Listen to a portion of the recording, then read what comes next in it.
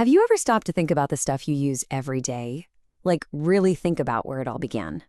Well, between 1750 and 1900, the simple hunt for everyday things set off this massive global chain reaction, one that completely rewired, and I mean completely rewired the entire world's economy. Okay, let's get into it. So let's say you need a new tire. A simple, practical need, right? But back then, that need for rubber set off a chain of events that stretched all the way across the globe. Or how about something even more basic, like a bar of soap? Cities were exploding in size, and keeping everyone from getting sick was a huge deal. Soap wasn't a luxury, it was essential. And then, of course, there's food, the simple craving for a decent steak dinner. Millions of people in these new cities couldn't grow their own food anymore, and that seemingly small desire, well, it had massive global consequences. Now, here's what's so wild. You take these individual needs, for rubber, for soap, for food, and you multiply them by millions of people all at once. They became this unstoppable force. They didn't just create a few new products. They literally redrew the economic map of the entire planet. So, what was really behind this massive global rewiring? Well, you can boil it down to one thing: an absolutely insatiable hunger coming from the industrializing nations of Europe. A relentless demand for the Earth's raw materials. And the ones with this hunger were the imperial powers. We're talking about countries like Britain, France, and Belgium. And let's be clear, they weren't just trading partners. They used their power to control other territories, all with one goal in mind: to aggressively suck out resources to fuel their own factories back home. This hunger really breaks down into two main things. First, they needed a constant, never-ending supply of raw materials to keep their factories humming. And second, they needed to import just enormous amounts of food to feed the millions of people who were flooding into their cities for work. All right, so let's tackle that first one: the relentless global hunt for raw materials to feed the factories. Cotton is just a perfect example of this. Britain's textile mills were basically giant hungry monsters for cotton, and they got most of it from the United States. But then, bam, the American Civil War hits, and that supply gets cut off. So what does Britain do?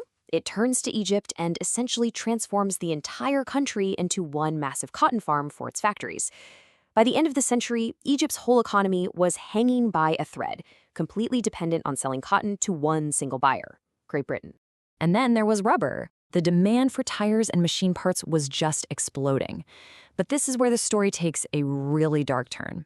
In the Congo, which was basically the personal property of Belgium's King Leopold II, the quest for rubber led to one of the most brutal periods in history. We're talking about forced labor, unbelievable violence. This quote doesn't even begin to cover the atrocities. It really makes you stop and ask, when we talk about economic progress, who is it progressing for and what is the real cost? And this pattern, it wasn't just rubber. It happened over and over again, all over the world. Palm oil from West Africa was vital for making that soap we talked about and for greasing factory machines. They even fought over bird droppings, guano, from Peru because it was an amazing fertilizer.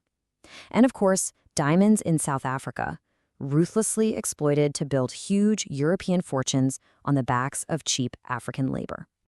Okay, so that's how they fed the factories. But remember that other huge demand? The need to feed all those people in the fast-growing cities back in Europe? This sparked a whole new kind of farming across the globe. You see, for centuries, most people were subsistence farmers. They grew a little bit of this, a little bit of that, whatever they needed to feed their own families. But this new era, it flipped that completely on its head. Now, it was all about cash crop farming. Land wasn't used to feed local people anymore. It was repurposed to grow one single thing, like sugar or coffee or beef, to be shipped thousands of miles away. And Argentinian beef is the classic case study. As European city dwellers got a little wealthier, the demand for meat just went through the roof. So Argentina and its neighbor Uruguay were totally remade to meet this demand. They essentially became one gigantic cattle ranch for Great Britain. So how did they even pull this off? Well, two big things. First, technology. The invention of refrigerated ships was an absolute game changer. Suddenly you could ship meat all the way across the Atlantic. Second, money. British investors poured cash into building the railways, the ports, the meatpacking plants. They controlled the whole operation from start to finish. So you see, the world was getting way more connected, for sure. But, and this is a huge but, it was not a connection between equals. This whole new system created a deeply lopsided world, a world built on inequality and dependency. What you got were these things called export economies. Entire countries had their economies rebuilt to do one thing and one thing only: export a single resource, like cotton or rubber. Now, that made them really good at producing that one thing, but it also made them incredibly fragile. It's like putting all your eggs in one basket. If the world price for cotton suddenly crashed, their whole economy would just collapse. This slide just lays it out perfectly. It was a one-way street. The colonies provided all the cheap raw materials, the low-wage labor, and a guaranteed market to sell stuff back to. And what did the empire provide in return? Expensive finished goods and, most importantly, total political and economic control. All the real wealth flowed in one direction, back to the empire.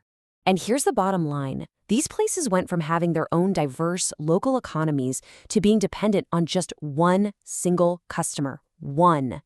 This system was never designed for their benefit.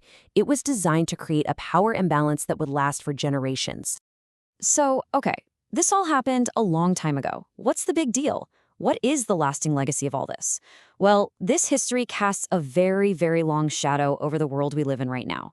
The main takeaway is this: the global rewiring that happened back then isn't just a chapter in a history book. It created a system, a structure of economic dependency. It divided the world into industrial centers and resource providers. And you know what? The patterns that were locked in back then can still be seen all around us today. And so that really leaves us with a final big question to chew on. When you look at the world today, at global trade, at who's rich and who's poor, at the challenges facing so many countries, how much of that is just an echo of these structures that were built more than 150 years ago? It's something we're thinking about.